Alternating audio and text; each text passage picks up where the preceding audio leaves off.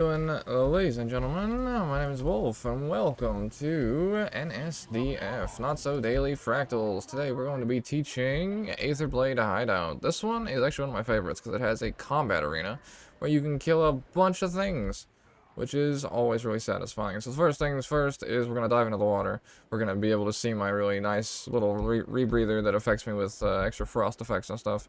Avoid the mines, they will literally one-shot you. And then up here, our team is going to get absolutely dumpstered. But hopefully I should be able to get a res off in a second. My pet should res him. Perfect. Now you do have to be careful with these because these mobs do crazy damage. I had a T4 the other week where they literally just one-shot my team as we all rolled up here. Because sometimes what happens is like you'll trickle in. So like 2 or 3 will come in at the same time and then you just will instantly die. That sort of sucks. So now, I'm not playing the right class to do it, but you can actually skip this mechanic entirely. If you're playing a thief, we have 2 thieves, maybe one of them will do it. If you're playing a thief and you use your shortbow 5 and you put it right here, for example, you can literally just skip right up the cliff. Unfortunately, Ranger has no dedicated teleports like that, so I unfortunately can't do that. But if there's an enemy standing there, you could also unnatural traversal or do any of those sorts of things. So I'm just gonna wait. Because they're basically already there. So I'm just going to sit here and revive people instead.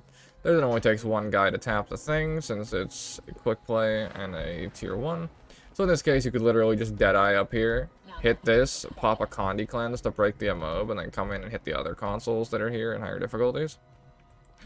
That's why Thief is really good for some of these like skips, just because Shadow Step or Infiltrator Step or any of that sort of stuff lets you skip it.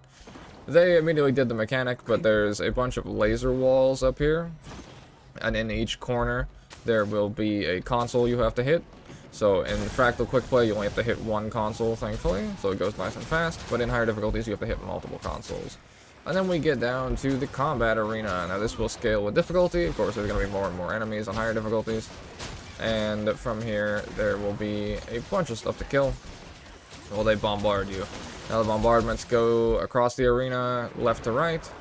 Or, well, right to left, I guess. Maybe they spawn randomly, I don't pay enough attention to it. So just dodge them, stay out of them. It should be pretty good. It should be pretty easy, especially in Fractal 1.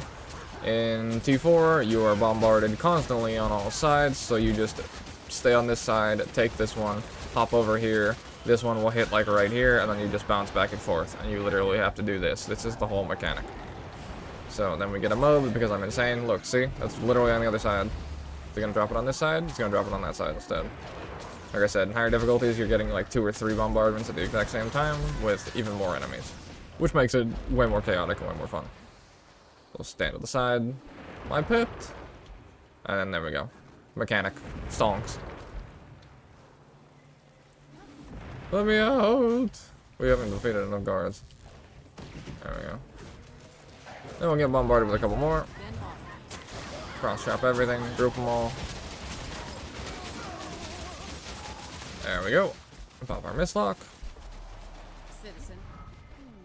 And talk to her. They'll teleport us in. Immediately get up on one of the boxes. Look at my cat. Look at him. Alright. Then from here, he's gonna talk a little shit. And then we clap his ass for talking shit. That's what I mean. Team gets immediately knocked back by our boy. I immediately get stuffed in my rapid fire. Kick W. 75% he's gonna port inside his little thing over there. And then he's gonna spawn Aetherblade golems. And when he spawns those golems, there's going to be a fence. And the fence will make you panic, but it's not really all that difficult. So you stay on top here, and the fence will be on the bottom. You kill the golems. It will then phase it through to the next one. It's unfortunately invulnerable right now. He's doing his little mechanic. I just can't hit it, I guess. Fuck me. And then after this, it's gonna be big wall, and we have to move. So in this case, it'll be big wall, kill the golems. And then it's big wall, small wall, and the small wall immediately tags me. So then when the small wall comes around, you just jump up on things. Fuck. Alright, we literally killed it in time, so that's fine. But yeah, you just jump up on here. Small wall goes underneath you. You just kite the large wall, kill the golems, and then my boy gets bonked and goes to horny jail. That is Aetherblade Hideout. On higher difficulties, like I said, more stuff spawns out here. and then more things will spawn.